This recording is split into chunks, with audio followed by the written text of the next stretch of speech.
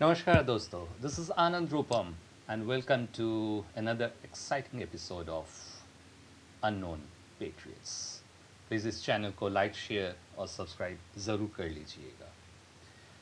दोस्तों 11 जुलाई 2025 काठमांडू से मात्र 25 किलोमीटर दूर एक गांव है खुंखी।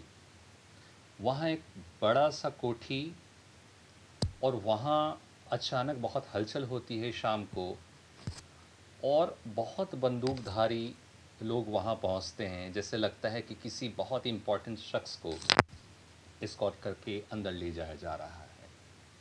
इसे ये ज़रूर पता लग गया था कि मेहमान कोई ख़ास है और वहाँ किचन में बहुत सारे लजीज पकवान बन रही थी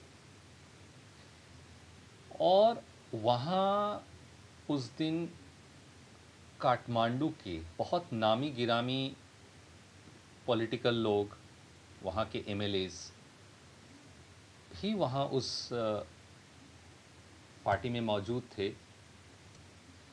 और वहाँ बहुत सारी चीज़ें चर्चाएं हो रही थी। उसके बाद डिनर सजता है, बहुत सारी बातचीत होती है और उसके बाद अचानक एक ख़ास शख्स को थोड़ी देर बाद तबीयत बिगड़ने लगती है और वो खून की उल्टियाँ करने लगता है। आनन फानन में उसे हॉस्पिटल ले जाया जाता है पर तब तक बहुत देर हो चुकी होती है। डॉक्टर कहते हैं कि इन्हें पॉइज़न किया गया है और इनका मल्टीपल ऑर्गन फेलियर हो चुका है, अब बचने का कोई चांस नहीं है और उसके थोड़ी देर बाद ही उसकी मृत्यु हो जाती है। और अचानक पता चलता है कि एक बंदा जो उस किचन में ज़ोर शोर से काम कर रहा था, he just vanished without a trace. मरने वाला व्यक्ति कोई साधारण इंसान नहीं था, ये एक एलिटी का एक खूंखार बंदा था। उसका नाम था अबू अल नसर उर्फ छोटे लाला। ये छोटे लाला इतना खतरनाक खूंखार अपराधी था, टेररिस्ट था, जिसने भारत में न जाने कितने मासूमों का खून बहाया है। अभी रिसेंटली पहलगांव में जो हिंदुओं का नाम पूछ के, धर्म पूछ के जो मारा गया, उसके 2 महीने पहले ही जम्मू में भी एक अटैक हुआ था जहाँ पर भी हिंदुओं का नाम पूछ के मारा गया था, लेकिन वो उतना लाइमलाइट में नहीं आया था। और उसके पहले भी 2 ऐसे अटैक्स हुए हैं जहाँ पे हिंदुओं का नाम पूछ के मारा गया था, बट वो टिपिंग पॉइंट नहीं पहुँचा था। पहलगांव में सरकार को कुछ करना ही था, बिकॉज़ वो घटना इतनी बड़ी हो गई थी कि अगर आप वहाँ कुछ नहीं करते हो, ऑप्टिक्स नहीं क्रिएट करते हो, तो फिर बहुत दिक्कत हो जाएगी। लेकिन उसके पहले भी ऐसी घटनाएं हो चुकी थी, बट उसका जो रिवेंज है वहाँ काठमांडू के गांव में, काठमांडू के नज़दीक गांव में उस रात को, 11 जुलाई की रात को लिया गया। सवाल ये उठा कि इतना हाई प्रोफाइल एलिटी का टेररिस्ट, जो बहुत सिक्रेटिव इसकी मूवमेंट होती है, इतनी पिन पॉइंटेड जानकारी कैसे मिली कि वो नेपाल में है और नेपाल के उसी गांव में, उसी घर में जाएगा और उसी रात को किचन में कोई काम करने वाला बंदा उसके खाने में जहर देता है और उसका मार देता है। ये एक बहुत बड़ा मैसेजिंग था। और इसके लिए आपको एक घटना मैं बताता हूँ कि काठमांडू में नूर मियाँ का एक बहुत बड़ा टूर एंड ट्रैवल का बिज़नेस है। उस टूर एंड ट्रैवल के बिज़नेस में एक अनवर नाम का शख्स पहुंचता है। वो बहुत ही होनहार, बहुत ही चार्मिंग पर्सनालिटी और कई भाषाएं जानने वाला। तो उस बंदे को पाके नूर मियाँ का बिज़नेस बहुत चमकने लगता है। विदेशियों से कभी वो फ्रेंच में बात करता है तो कभी वो जर्मन में बात करता है और ऐसे करते हुए अनवर मियाँ जो है वो नूर साहब के बहुत करीब पहुंच जाते हैं और इनकी जो टूर एंड ट्रैवल की जो बिज़नेस है वो तरक्की करने लगती है। बट अनवर मियाँ इसी बीच में करते क्या हैं कि उनके पूरे टूर एंड ट्रैवल के जितने भी ये थे, गाड़ियाँ थी, उनके ऑफिस, सब में बग्स लगा देते हैं, स्पाईवेयर लगा देते हैं और सब चीज़ों की जानकारी लेने लगते हैं। और इन्हीं जानकारियों के दौरान वो अबू अल नसर का भी पता लगाते हैं कि वो आने वाले हैं। बेसिकली ये अनवर मियाँ जो हैं वो गाइड बन के वो नूर मियाँ को पटाते हैं, वहाँ चार्म करते हैं और उनके अंदर तक घुसते हैं, उनके लैपटॉप से, उनके जितने भी संगी साथी थे सब से, उनके मोबाइल से सारी जानकारियाँ जुटाते हैं। ये बेसिकली गोज़ विदाउट सेइंग, आप लोग समझ गए होंगे, वो रॉ का एक अंडर कवर मिशन में होते हैं। और नूर मियाँ के ऑफिस से जो जानकारियाँ मिलती हैं वो इतना एक्सक्लूसिव है और इतना एक्सप्लोजिव है, जो हमारे सिक्योरिटी के लिए वो बहुत बड़ा एक ख़तरा पैदा कर रहा था। और इससे हमें एक इतना बड़ा चेन ऑफ इवेंट्स का पता चला जिसका तार बांग्लादेश, नेपाल, पाकिस्तान तीनों से जुड़ा हुआ है। और ये जो डेमोग्राफी को चेंज करने का एक बहुत बड़ा षड्यंत्र चल रहा था, इसके पीछे ये अबू अल नसर का बहुत बड़ा रोल था। इसको जानने के लिए आपको ये समझना पड़ेगा कि ये नूर मियाँ तक हमारी एजेंसीज पहुँची कैसे, और नूर मियाँ से आपको पता चल गया होगा कि नूर मियाँ का फिर अल नसर से कैसे कनेक्शन था। हुआ यूँ था कि हमारी एजेंसीज एंड सिग्नल एजेंसियाँ वो बहुत दिन से कुछ पैटर्न को ट्रैक करने की कोशिश कर रही थी। तो सिग्नल्स में ये पाया गया कि बार बार कुछ शब्द वो निकल के आ रही थी, जैसे मामा के पास माल पहुंच गया है या खाला के पास बच्चा पहुंच गया है। इसके अलावा कुछ सिग्नल्स थे जो बांग्ला में थे, जिससे ये ज़रूर साबित हो रहा था कि इसमें भी वो खाला, मामूजान और इस टाइप की चीज़ हो रहा था, तो उन्हें को रिलेट किया गया। और ये पैटर्न से ये डिकोड किया गया हमारे एजेंट्स के द्वारा, हमारे जो क्रिप्टोग्राफी के जो एक्सपर्ट्स हैं, कि मामा को माल पहुंच गया मतलब वो गैजेट्स एंड वेपन्स, और खाला को बच्चा पहुंच गया, खाला के पास बच्चा पहुंच गया। इस टाइप के जो कोड्स हैं, इसका मतलब ये है कि बॉर्डर क्रॉस करके इलीगल इमिग्रेंट्स जितने भी हैं, घुसपैठिए, वो अंदर घुस चुके हैं। तो ऐसे करके लिंक पाया गया और लिंक पहुंचा नेपाल। नेपाल में नूर मियाँ। तो उसके बाद नूर मियाँ का इससे ये तो जाहिर हो गया कि ये सिग्नल्स इतनी ज़्यादा आ रही है कि खेल बहुत बड़ा है। हम लोग अभी तक बात कर चुके हैं दोस्तों कि कैसे बांग्लादेश बॉर्डर से घुसपैठिए जो है, बांग्लादेशी घुसपैठिए घुसते हैं और रोहिंग्या भी घुसते हैं। ये तो करोड़ों में संख्या है। लेकिन आपको ये भी पता होगा, जब ऑपरेशन सिंदूर हुआ ये पता चला कि यहाँ कितने पाकिस्तानी शादी करके बैठे हुए हैं और इनकी संख्या लाखों में है। ये एक इंसिडेंट मैं बताता हूँ, जो इंटेलिजेंस एजेंसी इन्हीं चीज़ों को ट्रैक करते हुए एक के बाद एक लिंक होते हुए, जब से ये अनवर मियाँ और ये अल नसर का चक्र पकड़ा है, ये इतना बड़ा एसेट हमारे हाथ में लगा है कि अभी रिसेंटली एक बंदा पकड़ाया, ज़ुबैर मोस्ट प्रोबेबली नाम था, हैदराबाद से। वो बंदा पाकिस्तानी है और यहाँ पे हैदराबाद में ऑल इंडिया इत्तेहाद मुसलमीन, जो कि एक बहुत ही रेडिकल एक ऑर्गेनाइजेशन है हैदराबाद बेस्ड, वो उसे शरण देता है और उसके लिए वो कुछ हज़ार में वो आधार कार्ड और राशन कार्ड सब कुछ बना देता है। उस बंदे को अरेस्ट किया गया है, उससे इंट्रोगेशन भी की जा रही है। तो आप ये देखिए कि हमारे एजेंसीज़ आज के डेट में ना केवल बांग्लादेशी और रोहिंग्या उन घुसपैठियों को ट्रैक कर रही हैं, बल्कि वाया नेपाल पाकिस्तानियों को भी घुसाया जा रहा है। और जो ज़्यादातर ये जो प्रॉपर वेस्ट पाकिस्तान है, Bangladesh is the eastern part, the Bangla भाषी, and the west Pakistan, this is the east Pakistan. खैर, सो पाकिस्तान के बंदे या तो हैदराबाद में ज़्यादा जा रहे हैं, दिल्ली में जा रहे हैं, या फिर जम्मू में जा रहे हैं, और वहाँ वो लोग बैठे हुए हैं।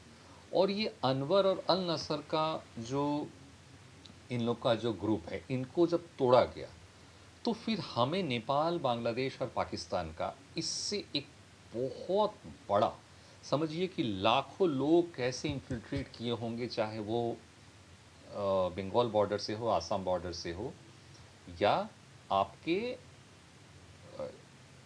नेपाल से हो।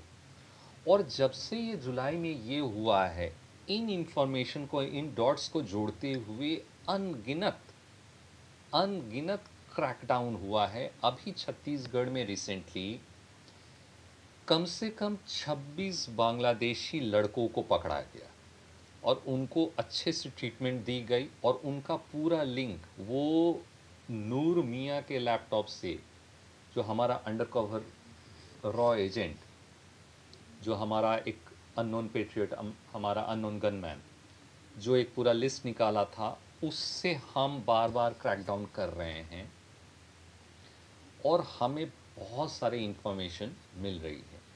अच्छा, इसके पहले एक बहुत बड़ा जानकारी दे दूँ, ये जो हम लोग लिंक कर रहे थे, ये मामू जान और खाला का जो ये लिंक, हमें जो ये पैटर्न मिल रहा था, हम लोग सिग्नल से इंटरसेप्ट कर रहे थे, इसके भी पहले एक बहुत बड़ा हमें लिंक मिला था। अगर आपको याद हो, 2024 इलेक्शन के समय बंगाल में एक बाहुबली का नाम उभरा था। उसका नाम था शेख शाहजहां, संदेश खली में। संदेश खली में शेख शाहजहां के प्रॉपर्टी पे जब ईडी पहुंची थी, तो उस पर अटैक किया गया था, और उसके बाद एनआईए की टीम पहुंची थी। तो एनआईए की टीम वहाँ वैसे ऐसे वेपन्स मिले, ऐसे ऐसे गैजेट्स मिले, ऐसे ऐसे रेडियो सेट्स मिले, जो कि एनआईए के आने के पहले जब लोकल पुलिस पहुंची थी या एटीएस भी पहुंची थी, तो वो देख के दंग रह गए थे, और उन्होंने तुरंत एनआईए को कॉल किया कि ऐसे सोफिस्टिकेटेड वेपन्स और गैजेट्स को वो लोग टच करने से डर रहे थे। तो इमीडिएटली एनआईए पहुंचती हैं, उन वेपन्स को सीज करती है, और ये पूरा इन्फॉर्मेशन क्या क्या वेपन्स हैं, इन चीज़ों को क्लासिफाइड रखा जाता है। और उसके बाद उन वेपन्स को, ये जो रेडियो सेट्स हों, इनको जब लाया जाता है, और उसके बाद उसी पर्टिकुलर फ्रीक्वेंसी में जब कम्युनिकेट किया जाता है, तो बहुत सारी घुसपैठियों का जो लिंक्स हैं, इंफॉर्मेशन है, और उनके जो न्यूएंस्ड जो मॉडस ऑपरेंडाई है, ये उन्हें मिलता है। ऐसे दोस्तों अनगिनत ऑपरेशंस आज के डेट में चल रहा है, और इस चीज़ को हम जोड़ते हैं कि हमारे आदरणीय प्रधानमंत्री जी ने जो 15 तारीख को लाल किले से जो भाषण दिया था, उन्होंने ये कहा था कि हम आपके सामने एक बहुत बड़ी चुनौती और चिंता जाहिर कर रहे हैं, और उसके लिए उन्होंने ये भी कहा था कि हम एक high powered demography mission announce करते हैं। इसका मतलब ही ये है कि अब एक बहुत बड़े बृहद स्केल पे जो घुसपैठियों को हटाने, भगाने, आइडेंटिफाई करने का एक प्रॉपर साइंटिफिक एक ट्रैकिंग, और उनको एक बहुत काइनेटिक एक्शन के साथ भगाने का काम किया जाएगा। और इसके लिए आप जान के रखिए कि जब मोदी जी कह रहे हैं लाल किले से, जब वो अनाउंस करते हैं कि ये डेमोग्राफी और घुसपैठियों पे हम लोग क्रैकडाउन करेंगे, इसका मतलब उन्होंने ग्राउंड वर्क पूरा कर लिया है। मैंने पिछले वीडियो में भी बताया था कि कैसे बांग्लादेशियों को भगाने के लिए एक मिशन पुशबैक किया गया था, कि कैसे जगह जगहों के, खास करके दिल्ली, जम्मू जैसे जगहों पे, मस्जिद के बगल में जितने भी पान शॉप्स हैं, मीट शॉप है, वहाँ पे आईबी के लोग बैठे हुए हैं, वहाँ पे खबरी बैठे हुए हैं। वहाँ से हमें बहुत सारे पैटर्न्स मिले हैं कि कैसे बांग्लादेशी वहाँ पहुँचते हैं, और वो मस्जिद का पता पूछ के वहाँ पे जाते हैं। आपको जान के हैरानी होगी कि आज के डेट में हमने बहुत सारे ऐसे एनजीओज़ को, जो सही मायनों में अच्छा वर्क कर रहे हैं और हमारे देश के लिए काम करना चाहते हैं, ऐसे एनजीओज़ को हमने ट्रैक किया है, और वो एनजीओज़ की हम मदद लेने की कोशिश कर रहे हैं कि कौन से घुसपैठिए कहाँ से पहुँचते हैं।